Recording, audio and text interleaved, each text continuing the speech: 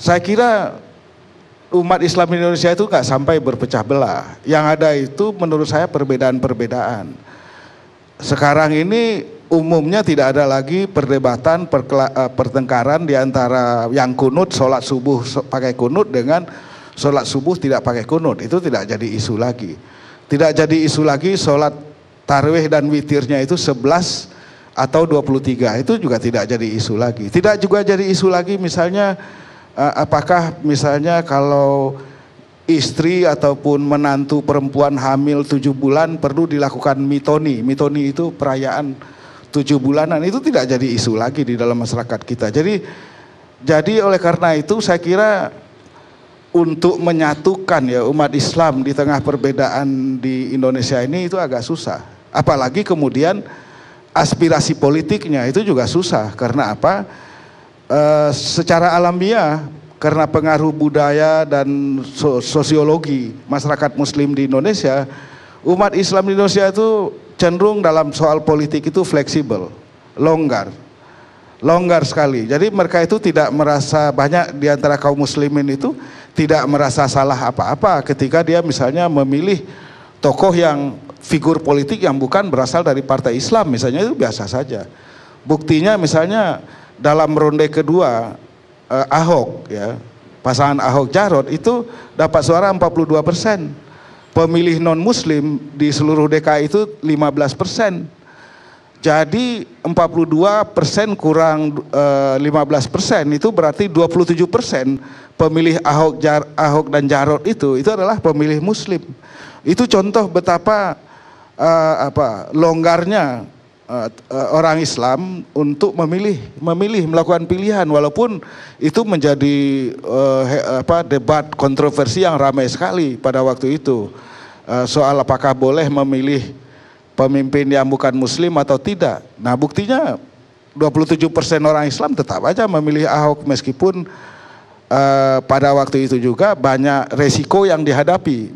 Resiko itu termasuk misalnya ada beberapa kasus orang meninggal karena ada indikasi dia mendukung Ahok, maka dia tidak boleh disolatkan di masjid misalnya. Nah ini saya kira terkait juga dengan kenyataan bahwa di Indonesia agama dalam hal ini khususnya Islam itu tidak menjadi identity politics, tidak menjadi politik identitas. Beda misalnya dengan Malaysia misalnya, di mana Islam itu menjadi politik identitas. Kalau di Indonesia tidak.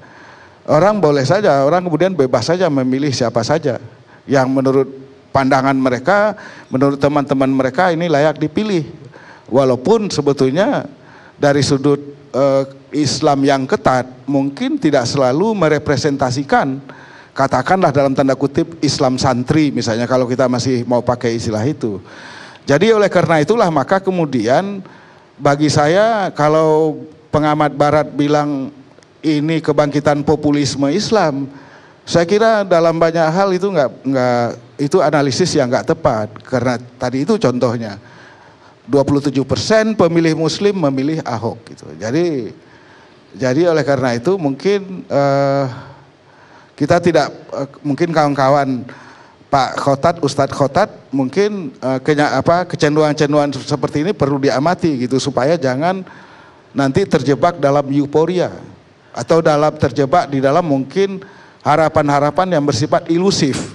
Misalnya ilusif itu misalnya umat Islam itu bersatu benar-benar bersatu, tidak hanya dalam pemikirannya tapi juga dalam aksi-aksinya, dalam tingkah laku suaranya, memberikan suaranya, voting behaviornya. Itu susah diharapkan seperti itu. Jadi oleh karena itu saya kira pilihannya kalau boleh saya usulkan ya yang lebih realistis lah di dalam soal-soal politik ini.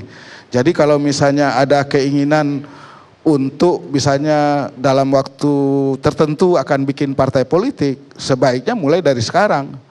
Sehingga kemudian karena persyaratan untuk menjadi partai politik bisa diterima KPU itu juga kan nggak mudah. Jadi oleh karena itu mulai dari sekarang harus bikinlah cabangnya, kantornya, pengurusnya dan lain sebagainya di tingkat-tingkat sesuai dengan tingkat-tingkat yang ditentukan oleh KPU. Apa ada arah ke situ dari 21? Tadi kan Pak Khotat bilang mungkin, saya nggak tahu, mungkin 2 tahun, 3 tahun dan seterusnya itu. Nunggu pengarahan Pak Karni nanti. Oh, arahan Pak Karni. Ya. Ya tapi tidak apa-apa, bagus. Ini Pak Karni tadi sebut-sebut sama Pak Azumardi aksi 212 yang kemarin ini ya. Iya. Kalau boleh saya koreksi, kemarin itu nggak ada aksi, yang ada hanya maulid dan reuni akbar 212. Jadi tolong tidak disebut aksi atau demo Pak ya. Oke. Iya, karena ini masalah sensitif buat saya Pak. Terima kasih. Iya. Saya nggak tahu berkumpulnya massa dalam jumlah besar itu bisa disebut sebagai aksi. Kalau Istighosah itu khas NU. Nah kalau perayaan Maulid Nabi itu sebetulnya juga mungkin kalau dilihat dari kecenderungan kawan-kawan yang memimpin 212 ini, itu mungkin tidak terlalu pas juga Pak Khatat. Oh Pak, kemarin baca Maulid Simtuduror Pak. Mungkin kalau Bapak hadir itu bisa menikmati Syekh Rosid membaca Simtuduror Pak. Jadi sekali-sekali ikut Maulid dong Pak, begitu aja. Itu bagus, saya kira bagus ya. Ini tradisi yang khas di Indonesia yang perlu kita rayakan, dan bahkan Arab Saudi saja yang dulu tidak pernah merayakan Maulid Nabi sekarang mulai merayakan Maulid Nabi. Ya kan, saya pernah di Riyadh 2 tahun yang lalu, itu koran di Riyadh itu terbit berita utamanya itu mengatakan orang yang merayakan Maulid Nabi adalah pelaku bid'ah dolalah, bid'ah yang sesat. Dan pelaku bid'ah dalalah yang sesat itu akan masuk neraka gitu, kira-kira begitu. Maka saya bilang sama yang undang saya di sana itu di Riyadh, saya bilang wah kalau begini orang Islam Indonesia masuk neraka sebagian besarnya, karena di Indonesia sejak dari presiden sampai kepada di RT dan RW pada merayakan Maulid Nabi umumnya, walaupun ada juga yang tidak. Nah kalau semua orang Islam Indonesia masuk neraka gara-gara merayakan Maulid Nabi, penuhlah neraka itu gitu. Jadi kita bersyukur bahwa kemarin juga disertai dengan perayaan Maulid Nabi, karena bagi masyarakat Indonesia perayaan Maulid Nabi itu bukan untuk misalnya menjadikan Rasulullah itu sebagai wasilah, ya kan, enggak, tapi untuk mengambil uswah hasanahnya. Dan saya kira ini bagus, mengambil uswah hasanah dari Rasulullah. Dan saya kira kaum muslimin di Indonesia kalau kita bandingkan Bang Karni, banyak lebih setia menjalankan uswah hasanah dari Rasulullah. Buktinya apa? Buktinya orang-orang Islam Indonesia itu pada umumnya damai-damai aja. Damai, tidak pernah berkelahi. Bayangkan itu di Sinai Utara kemarin Jumat yang lalu itu sampai 305 orang yang tewas ditembak dan dibom. Itu kan nggak mengikuti uswah hasanah dari Rasulullah itu. Di Indonesia tidak pernah kejadian seperti itu, dan kita nauzubillah min zalik. Kita berlindung mudah-mudahan kejadian seperti itu tidak terjadi di Indonesia. Jadi kalau menurut saya kaum muslim Indonesia lebih banyak melaksanakan mengambil uswah hasanah dari kawan-kawan kita di tempat-tempat lain. Sehingga kemudian masjid yang seharusnya suci, tidak ada kekerasan, kok jadi kekerasan, tempat sasaran kekerasan. Itu kan aneh bin ajaib. Jadi oleh karena itu Maulid Nabi ini saya kira harus dirayakan di mana-mana.